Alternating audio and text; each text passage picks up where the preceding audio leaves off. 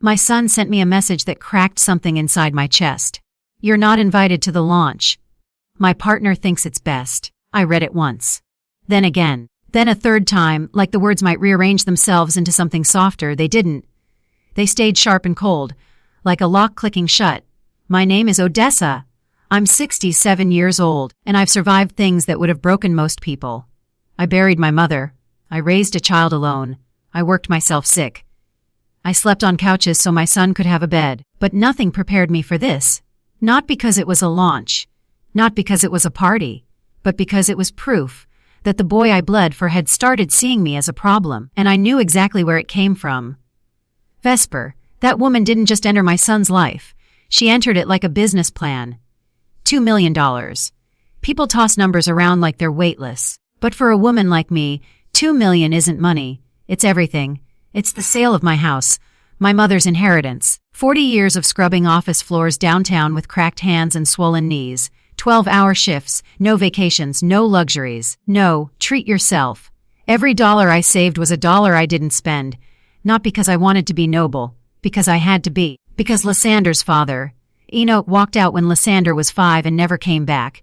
No goodbye, no explanation, no support. Just silence and my son's small voice asking, "Mama, where did Daddy go?"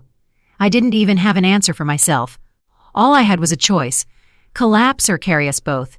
So I carried. I cleaned offices until 3 in the morning. Then I spent the day caring for an elderly woman with dementia, wiping her mouth and changing her sheets.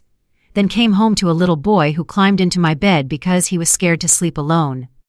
"Mama, why do you work so hard? So you can have everything you need, baby."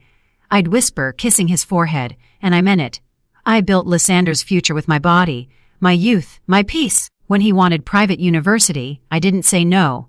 I got another job cleaning houses in rich suburbs, scrubbing floors until my hands bled. When he graduated, he hugged me so tight I couldn't breathe. "This is because of you," he whispered. "I'll never forget what you've done." I believed him, because mothers always do. Then came his big dream.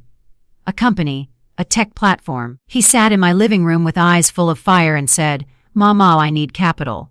Real capital."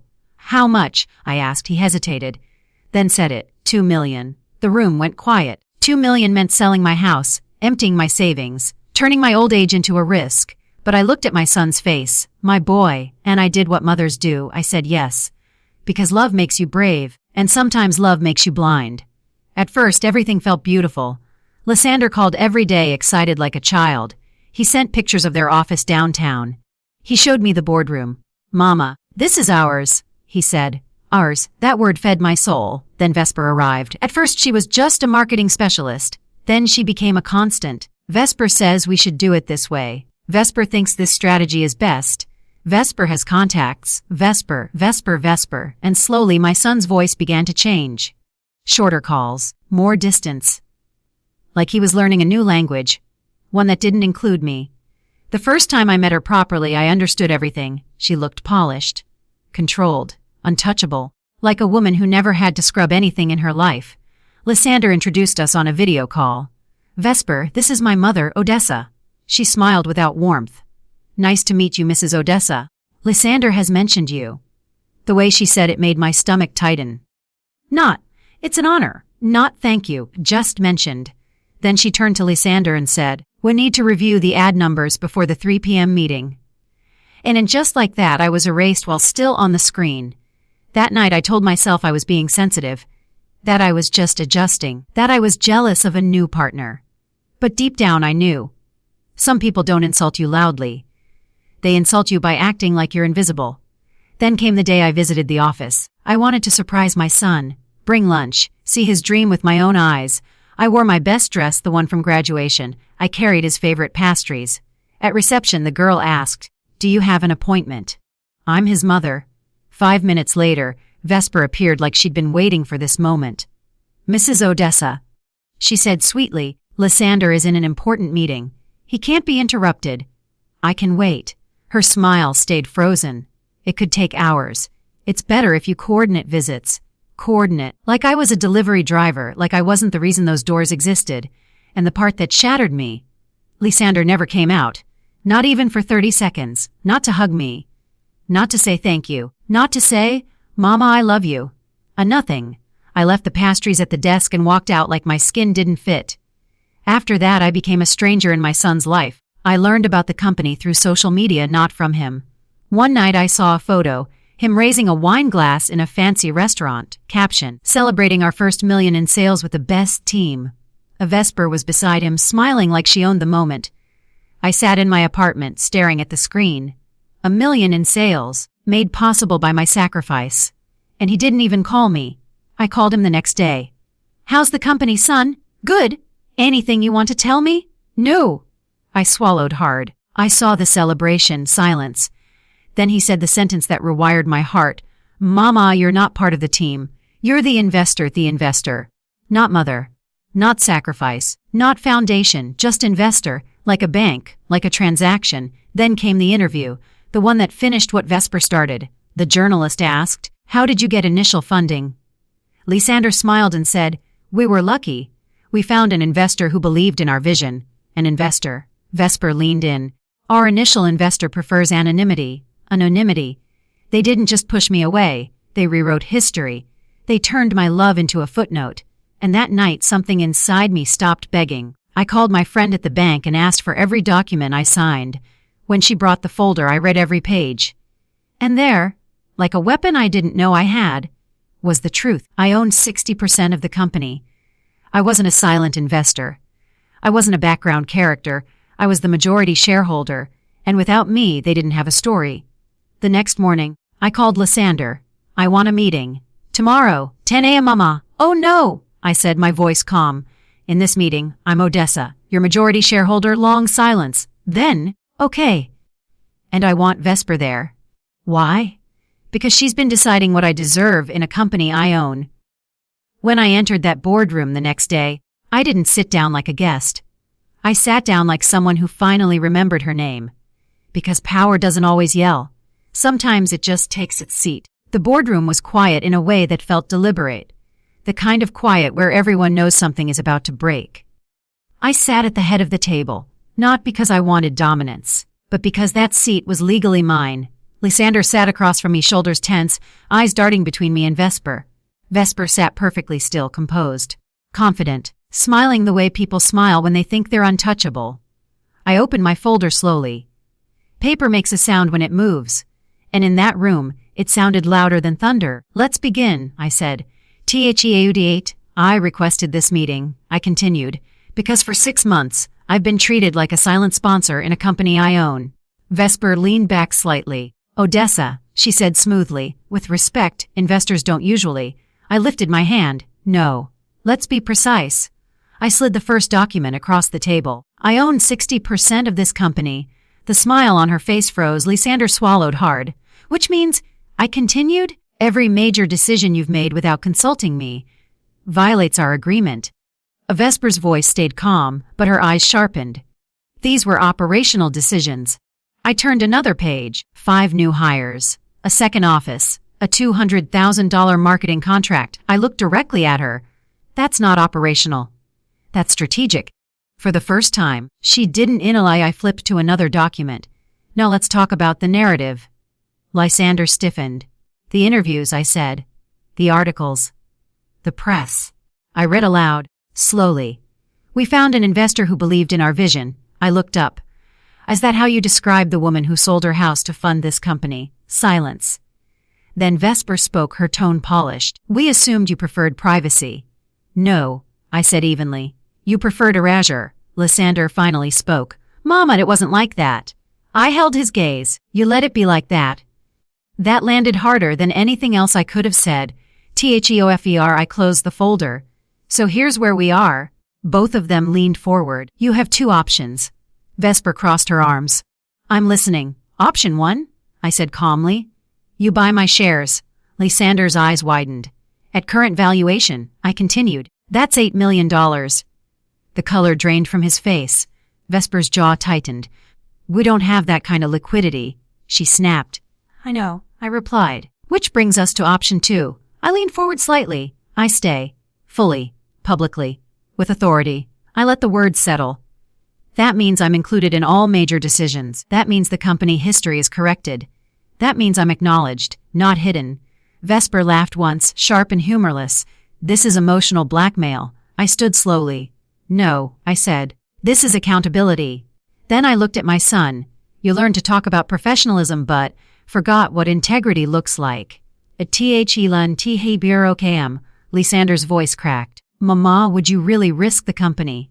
I didn't raise my voice. I didn't soften it either. Lysander, I didn't risk this company. I paused. I built it. That was the moment his eyes dropped, not in anger, in shame. Deedlin, you have until tomorrow at 5, I said, gathering my papers. Accept my conditions or I involve my lawyer and exercise every right I have. And Vesper stood abruptly. We need time. You have time, I replied. You don't have leverage. I walked to the door, then stopped. And one more thing. They both looked up. This isn't revenge. I met Lysander's eyes one last time. This is what happens when a woman stops begging and starts remembering. I left without looking back. Teach Kal-El that night. Lysander called me 3 times.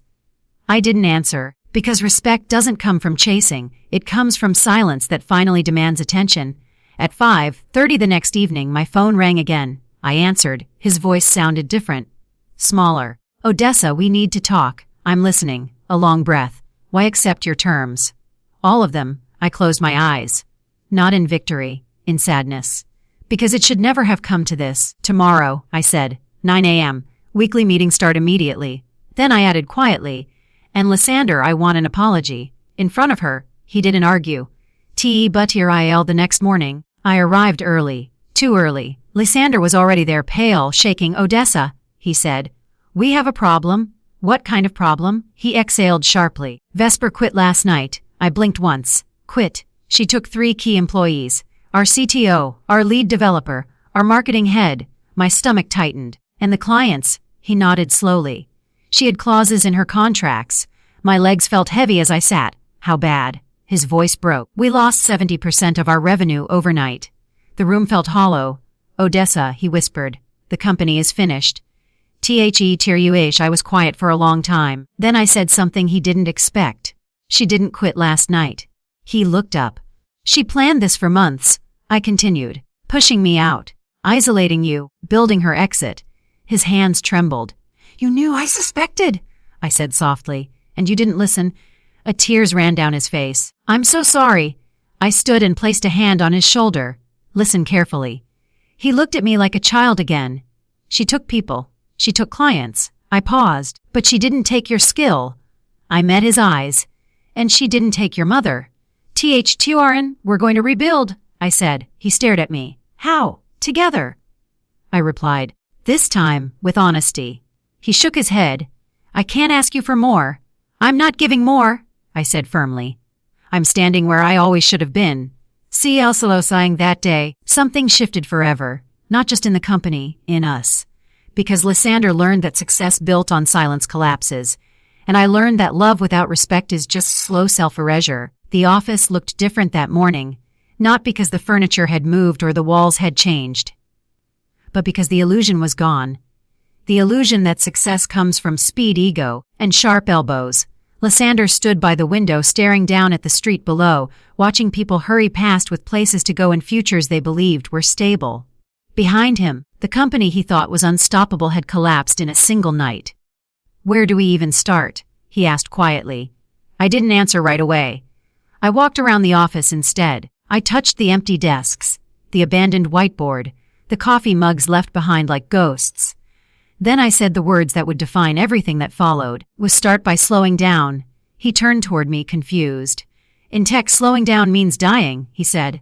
No, I replied. Slowing down means thinking. Panicking means dying. First, and I sat at the head of the table again, not as an investor, not as a mother, but as the person who had survived real collapse. First, I said, we stop pretending we're something we're not. Lysander frowned. We're not a flashy startup anymore. I continued. We're a wounded company with something to prove. He nodded slowly. That means no fake confidence. No inflated promises. No lies. I looked him straight in the eyes. And no more hiding me. His face tightened. I won't, he said. I swear?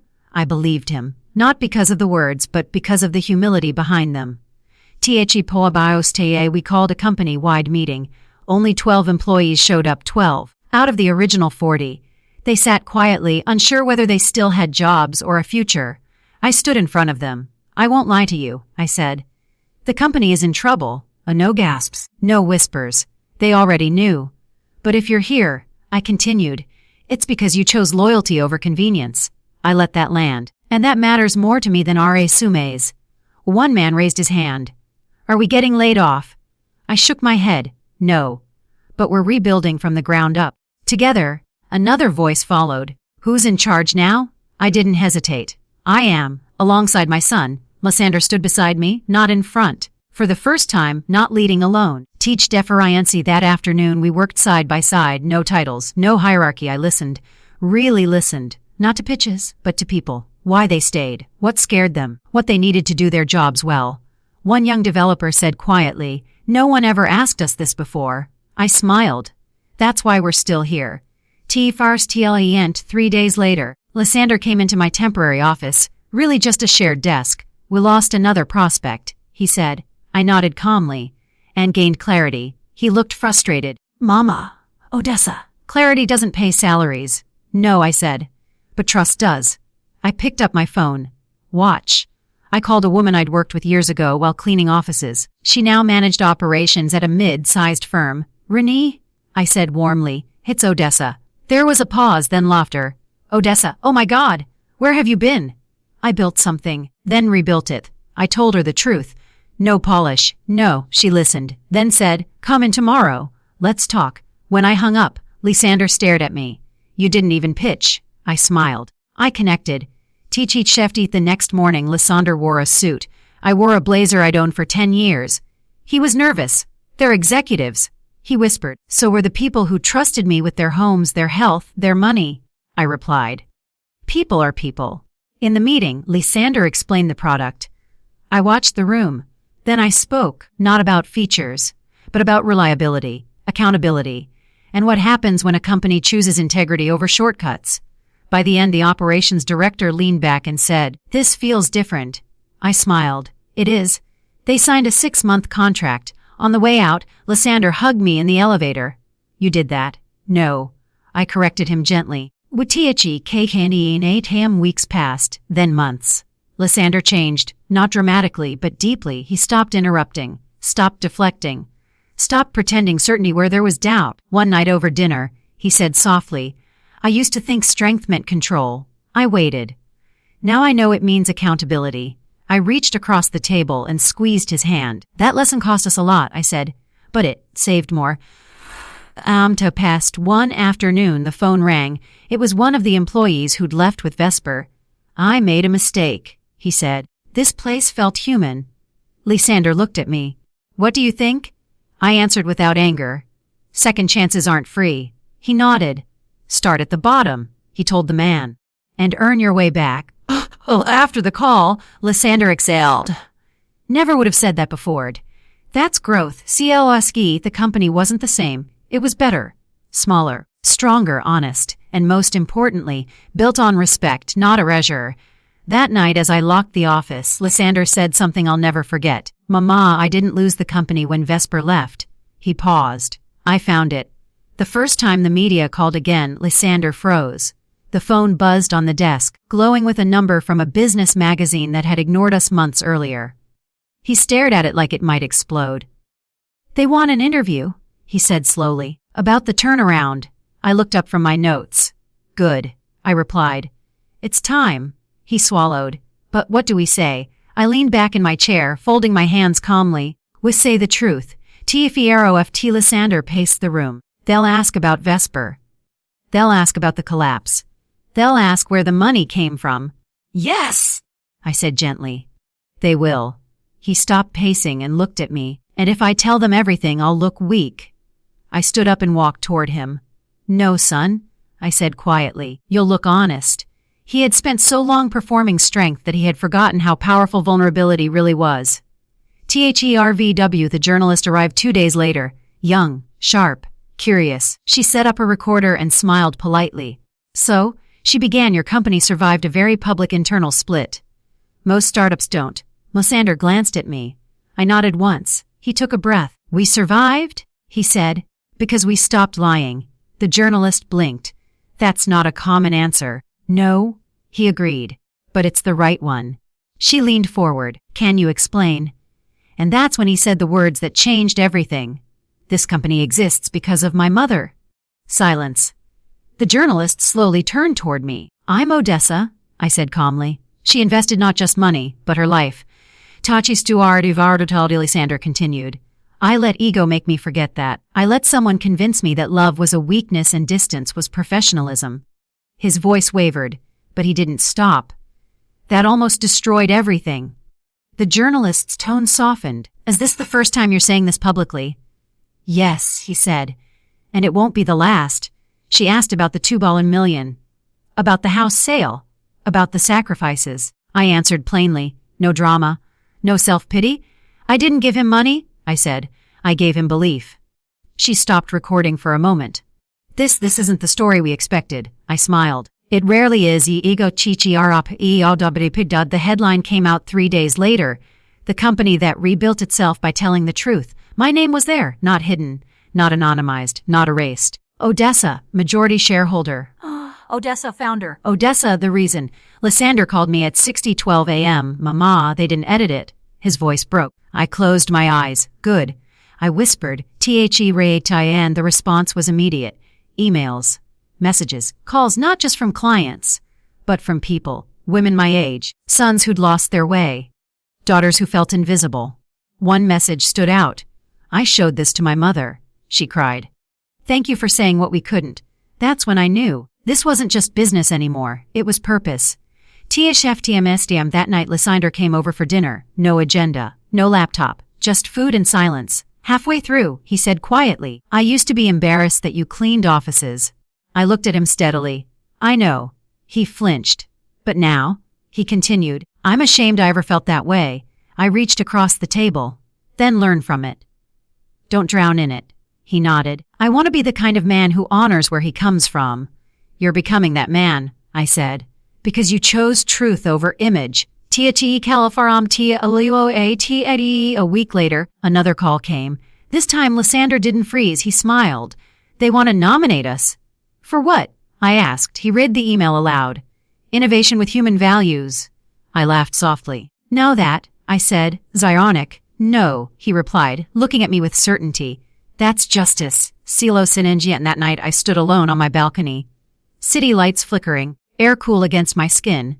I thought about the woman I was before, the one who begged for inclusion, the one who apologized for existing, the one who confused sacrifice with love. She was gone. In her place stood a woman who knew something powerful. Truth doesn't weaken you. It frees you. The night of the awards arrived quietly. No chaos. No nerves. Just clarity. I stood in front of my mirror, fastening the clasp of my gold dress, and for a moment I didn't recognize the woman looking back at me. Not because she looked younger, but because she looked certain. Certainty changes posture. It lifts the chin, it steadies the eyes. This was not the Odessa who once waited for permission to enter rooms. This was the Odessa who belonged there.